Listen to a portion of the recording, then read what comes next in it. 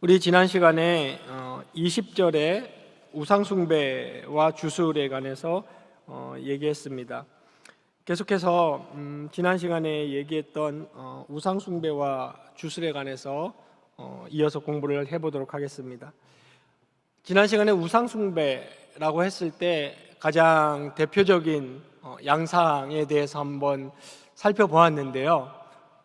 우상 하나님의 자리에 다른 그 어떤 피조물이 들어앉아서 하나님께 마땅히 드려야 될 사랑과 관심을 내 마음에 그 피조물이 받는 그것이 우상숭배라고 말씀을 드렸습니다.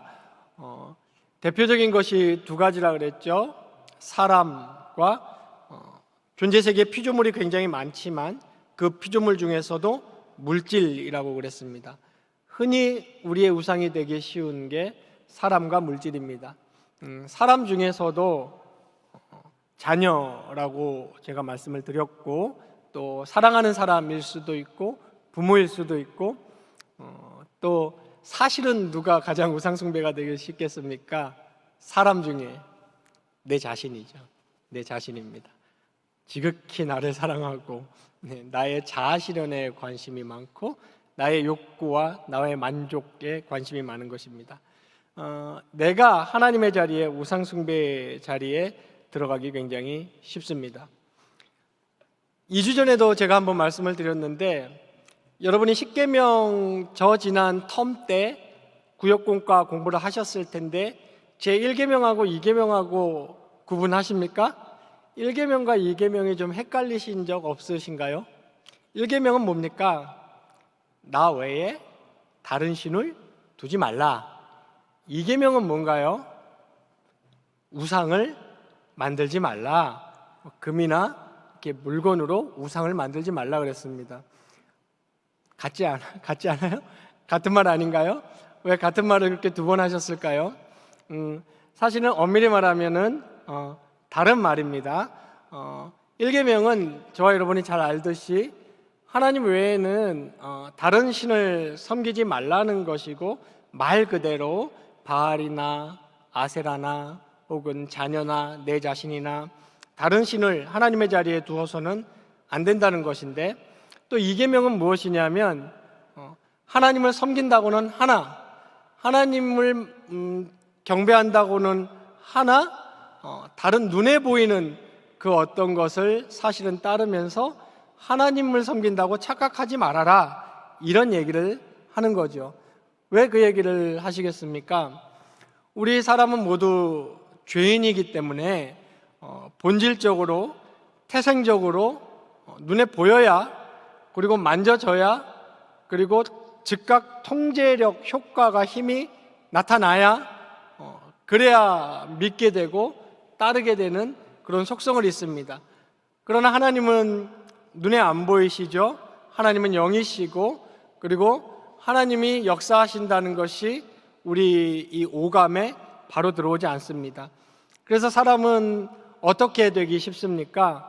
다른 눈에 보이고 만져지고 즉각적인 효력이 확인되는 그 어떤 것을 사실은 의지하고 있으면서 자기도 모르게 조금씩 자연스럽게 의지하고 있으면서 그냥 여전히 나는 다른 신 안 섬겨, 나는 하나님, 나 기독교인이야, 나 하나님 섬겨라고 착각하기 쉬운 거죠.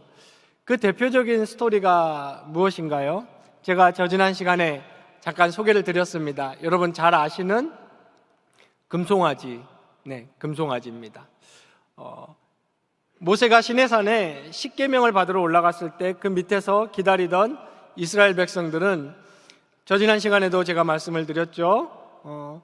우리의 신이 바알이다, 아세라다 이렇게 하지 않았어요. 여호와가 여전히 그들의 신이라 그랬고, 그리고 여호와가 여기까지 인도했다고 그랬습니다. 그렇게 섬기기를 하나님은 원하시는 거죠. 믿음이 바라는 것들의 실상이고, 그 하나님에 대한 믿음, 신뢰가 보이지 않는 것들의 증거다라고 믿음으로, 영의 눈으로 하나님을 섬기기를 하나님은 원하시는데, 인간들은 기어코 그 방식을 바꾸죠. 못 참고. 그래서 눈에 보이는 물질 중에서도 가장 값어치 있는 물질인 금을 가져다가 기어코 눈에 보이게끔 만들었어요. 반짝반짝거리고 휘황찬란하고 소의 형상을 취해서 힘 있어 보이고 이것이 결국 우리를 여기까지 인도했다고 눈에 봐야 성에 차고 만져져야 만족하고 그런 자기의 인간의 죄된 욕구를 충족시키면서 그 금송아지를 보고 뭐라 그랬습니까? 여호와다. 이것이 우리를 여기까지 인도했다 그랬습니다. 그래서 이 계명이 그것을 금한 겁니다. 나를 위하여 나라고 하면서 새긴 형상 같은 걸 만들지 말라는 거죠. 하나님은 하나님으로서 믿음으로 우리가 섬기고 영으로 신뢰하고 눈에 보이지 않고 만져지지 않아도 하나님이 역사하고 계심을 순종하고 믿는 것을 하나님은 원하십니다. 그것을 기억하고 하나님이 창조하신 피조물 중에 하나인 짐승 모양을 띠게 만들고 기어코 이 세상에 있는 광물 중에 하나인 금으로 갖다 만들어서 기어코 보이고 만져지게 하고 나서야 성에 차는 그런 식으로 나를 섬기지 말라고 하나님은 이 계명을 따로 그렇게 주신 겁니다. 오늘날도 똑같습니다. 하나님 안 보이고 하나님 안 들리고 하나님 만져지지 않기 때문에 우리는 나는 기독교인이야, 나는 예수 믿어, 하나님 선교하면서 조금씩 나도 모르게 그 자리에 어떤 자기의 욕구를 충족시킵니까? 눈에 보이는 것, 만져지는 것을 그 자리에 놓기 쉽습니다. 대표적인 두 가지죠. 사람, 특히 사랑하는 사람, 그리고 물질입니다. 강력한 힘과 통제력을 가진 물질을 그 자리에 놓기 쉽습니다. 그래서 제가 지난 시간에 말씀드린 것처럼 하나님을 물질이나 사람보다 더 사랑해야 된다, 혹은 물질이나 사람을 하나님보다 사랑해서는 안 된다는 말은 내 마음의 좌소에 비율을 하나님에게 더 많이 둬야 된다는 말이 아니라고 지난 시간에 말씀드렸습니다. 예를 들면 하나님 80%, 자녀 15% 이런 게 아니라고 말씀드렸습니다. 성경은 무엇을 요구합니까? 오직 주님 한 분만으로, 오직 주만 나의 소망이고 나의 생명이며 나의 만족이고 나의 기쁨이고 주님만 나의 노래 되십니다. 즉 하나님의 자리와 사람의 자리, 수단인 물질의 자리는 다른 겁니다. 하나님의 자리에 사람이나 물질이 들어와서 어떤 비중을 조금 차지하는 것이 우상 숭배 안 하는 것이 아니에요.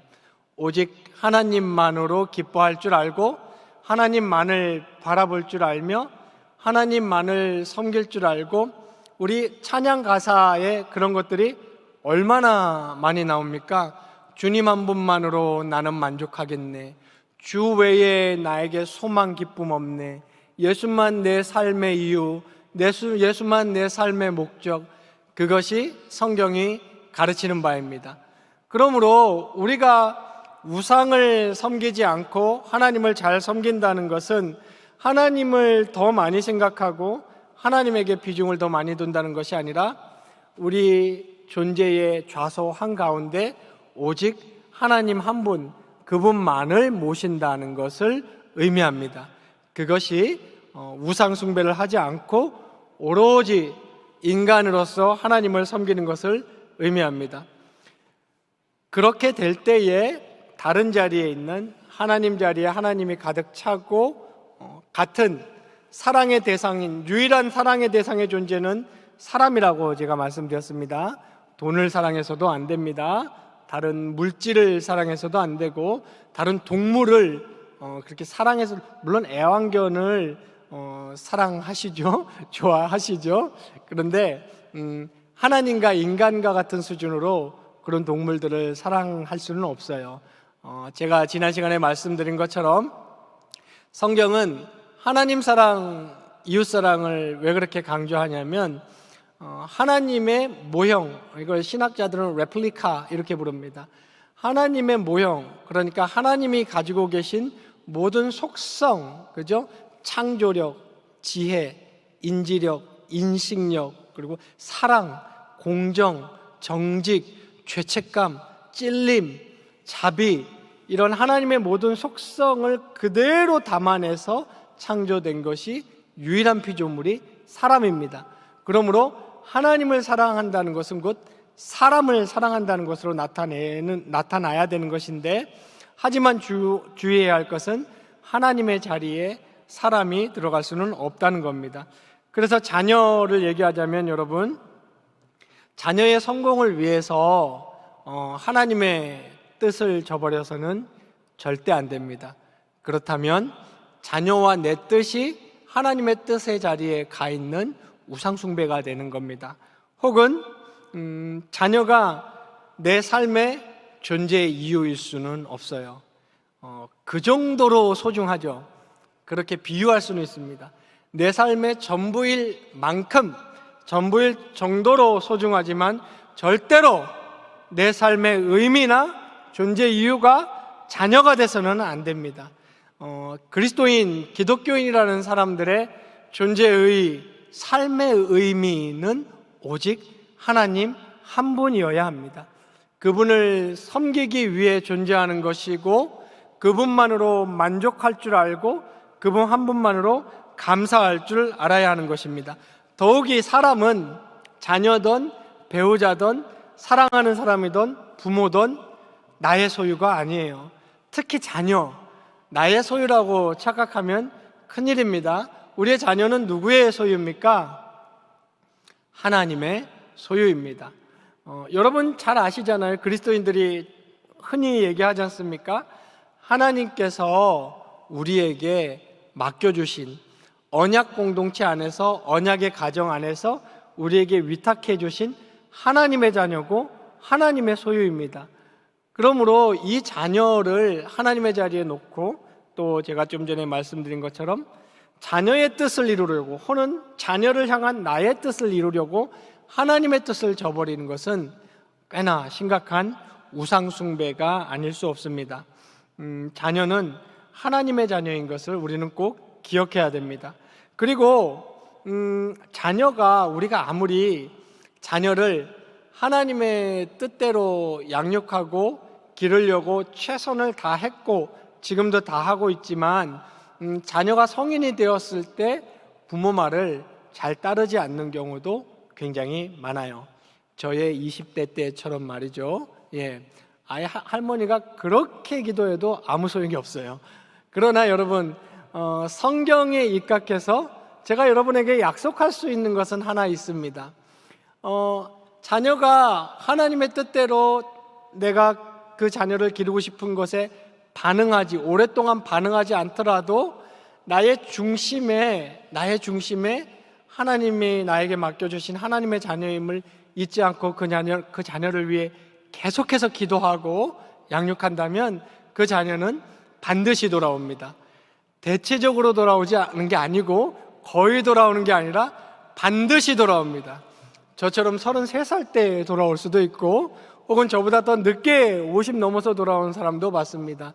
그러니까 여러분, 저와 여러분이 모든 것은 하나님의 절대 주권과 하나님의 섭리에 다 맡기고, 우리가 해야 할 것은 자녀가 나의 우상이 되지 않도록 경계해야 되고, 그리고 하나님의 선하신 손길을 끝까지 믿고 그저 기도하고 그저 기다리고 그저 하나님을 고대하고 참고 기다리면 언약의 자손, 언약의 자녀는 반드시 하나님께 돌아올 수 있습니다.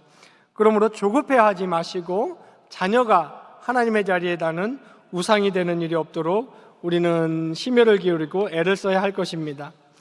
그리고 대표적으로 또 우상이 될 수 있는 물질에 대해서 한번 생각해 보도록 하겠습니다.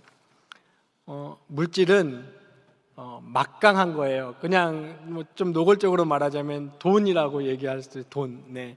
좀 완화해서 우리가 물질이라고 얘기하지만 막강하고, 인류가 시작이 인류의 시작과 거의 동시에 이 화폐는 자기 재산의 축적과 그리고 물물 교환을 하는데 거의 인류 역사와 같이 한다고 할 수 있습니다. 그리고 이 돈은 물질은 즉각적인 효력을 발휘합니다. 그리고 굉장히 편리하게 만들어주죠. 그래서 이 물질은 가장 대표적인 우상입니다. 구약 성경을 봐도 이방 족속들이 우상을 섬길 때 야훼라는 참신을 안 섬기고 우상을 섬길 때 가장 대표적인 것이 이 물질이었어요. 물질의 신이었습니다. 오늘날 심지어는 데이빗 로이라는 사회학자는 이렇게까지 표현했어요. 시장, 그러니까 이제 시장, 자본주의 경제 체제에서 물질을 좀 확장시켜서 전문적으로 표현을 한 거죠. 시장은 언젠가는 대체 종교로 자리 잡을 것이다 그랬습니다. 저는 굉장히 일리 있는 말이라고 생각해요. 인류의 가장 막강한 대체 종교로 자리 잡을 것이다 그랬습니다. 왜냐하면 이 돈은 사람에게 구원감을 줘요. 구원을 주지 못합니다. 제가 좀 이따 설명을 하겠지만 구원감을 줍니다. 안정을 주지는 못해요, 돈이. 근데 안정감을 줍니다. 이게 돈의 마력이고 또 돈의 사기 같은 것이기도 하죠. 그리고 이 돈은, 물질은 나에게 정체성을 주는 것 같이 보이고 또 나의 미래를 돈이 담보해 준 것처럼 보이기도 합니다. 그래서 돈은 가장 막강한 언제든지 가장 막강하고 가장 강력한 우상이 될 수밖에 없었던 것이죠. 여러분, 돈은 수단인데요. 여러분이 잘 알듯이 물질은 수단입니다. 그리고 아까 똑같은 원리, 하나님의 자리에 이 수단이 들어가는 경우가 많아요. 돈을 섬기는 거죠. 하나님보다 돈을 더 의지하는 거죠, 사실. 그리고 내 입으로는 아까 금송아지 예를 들어 드렸죠. 주님 의지합니다. 내 앞날은 주님께 맡깁니다. 하지만 사실은 요 금송아지처럼 만져지고 반짝거리고 막강한 효력을 가져오는 돈을 더 신뢰하는 거죠. 그리고 나의 정체성, 나는 무엇인가, 나는 누구, 나에게 내가 살아가는 의미를 성경은 어디서 찾아야 된다고 얘기합니까? 진짜 의미는 내가 하나님의 백성이라는 것, 그리고 내가 구원인이라는 것, 그리고 내가 하나님의 주권 아래 기쁨을 누리고 있다는 것에서 의의를 찾아야 되는데, 나의 삶의 의의와 정체성을 어디서 찾냐면 물질에서 찾습니다. 내가 가진 차, 내가 살고 있는 아파트 평수, 내가 갖고 있는 직업, 나의 연봉, 이런 데서 내 정체성을 찾기 쉬운 겁니다. 만약에 진짜 그렇게 돼 있다면 그것은 예수 안 믿는 사람과 똑같이 물질이 이제 거의 우상이 되려고 하거나 우상의 자리에 올라가 있는 겁니다. 혹은 돈이 없으면 불안하고 돈이 조금 생기면 희희낙낙하고 하는 현상이 자꾸 반복된다면 그건 역시 하나님보다 돈을 이미 더 신뢰하고 있거나 돈이 이미 우상이 됐을 확률이 굉장히 높습니다. 구분을 좀 할 필요가 있습니다. 구분을 한번 해보겠습니다. 여러분, 아주 간단히 이 모든 내용들을 실제적으로 정리를 해보자면 이렇게 표현할 수 있겠습니다. 우리가 돈을 필요로 하는 것과 우리가 돈을 섬기는 것을 어떻게 구분할 수 있겠습니까? 돈을 필요로 하는 것 자체는 우상숭배가 아니에요. 어떻게 보면 성경적으로 보면 최선을 다해서 할 수 있는 한 열심히 돈을 벌어야 됩니다. 성실히 벌어야 되는 거예요. 특히 그거 개혁주의 원리 아래서는 더욱 그렇습니다. 그리고 돈을 더 많이 벌기 위해서, 그리고 재산을 더 많이 갖기 위해서 노력하는 것 자체, 그 자체는 죄가 아닙니다. 그러니까 말하자면 돈을 또 필요로 하는 것, 돈을 열심히 버는 것은 죄가 아닙니다. 그러나 돈을 섬기게 되는 것은 우상숭배이고 죄죠. 이 구분을 어떻게 합니까? 여러분은 어떻게 구분하시나요? 이런 게 이제 영적인 거고 형이상학적인 거라서 어렵죠. 차라리 눈에 보이는 거는 이만큼 80점, 70점이면 우상숭배 아니고 60점 밑으로는 우상숭배 이래 버리면 되는데, 이건 마음의 문제고 정서의 문제고 영의 상태의 문제라서 가만히 있자. 돈을 필요로 하는 거, 돈 안 필요한 사람이 어디 있어요? 돈은 제 친구가 엄밀히 말하면 친구의 친구죠. 근데 뭐 친구라고 해도 되고 연봉이 14억이래요. 14억인데 제가 그 친구 덕분에 생전 처음으로 벤틀리라는 차도 한번 타봤는데, 그 14억인데 부인 배우자 연봉까지 하면 더 많겠죠. 본인 연봉만 14억이니까 그 친구가 제일 많이 하는 말이 뭔지 아세요? 쪼들려 죽겠다 그래요. 이거는 농담 아니에요. 쪼들려 죽겠다 그래요. 힘들다 그럽니다. 14억을 버는데. 그러니까 그만큼 있는 사람은 있는 사람대로 돈이 필요한 겁니다. 그러니까 돈이 필요하지 않은 사람이 어디 있겠습니까? 그런데 간단히 조직신학적으로 또 성경의 내용을 정리해 봤을 때 내가 돈을 섬기는 사람인지 돈을 단순히 필요로 하고 열심히 모으는 사람인지는 두 가지 기준점, 바로메타를 가지고 여러분을 한번 점검해 보시면 되겠습니다. 그 두 가지가 뭐냐면 돈의 유무에 따른 감사와 만족입니다. 이거는 굉장히 중요합니다. 여러분 늘 한번 스스로를 점검해 보세요. 감사와 만족입니다. 쉽게 말하자면 돈이 있을 때는 감사하지 못하고 만족하지 못할 때도 있지만 없을 때보다 그럴 확률이 훨씬 적겠죠. 그러나 돈이 없을 때, 쪼들릴 때, 답답할 때, 정말 쪼들릴 때, 정말 말도 안 되게 쪼들려 본 적 있으시죠? 네. 그때, 그럴 때, 혹은 극단적인 얘기는 하겠지만 실제 우리 주변에 있는 예예요. 가족 구성원 중에 한두 명이 중병에 걸려서 치료비가 정말 많이 들어가는데 땡전 한 푼 없을 때 참 진짜 자괴감 같은 게 들고 진짜 인생이 초라해지고 그런 거죠. 한 예를 들었지만 같은 맥락입니다. 자기 삶에 있어서. 그럴 때 내가 그래도 감사하려고 노력하는 사람인가? 내가 감사를 하고 있나? 그래도 내가 하나님이 우리에게 하신 말씀, 있는 바를 족한 줄로 알라라고 만족하고 있는 사람인가? 라고 한번 점검을 해보시기 바랍니다. 만약에 내가 원하는 만큼 재물이 없고 내가 원하는 만큼 물질이 없다고 한다는 이유로 내가 감사를 잃어버렸고 만족하는 법을 까먹은 지 오래되었다면 그것은 이미 재물이 나에게 없음에도 불구하고 그 재물이 나의 우상, 내가 섬기는 바가 되어 있었을 확률이 굉장히 높은 겁니다. 제가 서두에 말씀드렸듯이 열심히 돈을 버시기 바랍니다. 정말 돈을 많이 버시기를 저는 진심으로 바랍니다. 뛰어다니시고 노력하시고 연구하시고 법이 허용하는 테두리 안에서, 시장경제 체제가 허용하는 테두리 안에서 열심히 물질을 축적하려고 애쓰시기 바랍니다. 그러나 여러분, 그거보다 더 중요한 게 있어요. 이것도 성경이 말하죠. 특히 칼빈주의, 개혁주의에서는 이것을 강조합니다.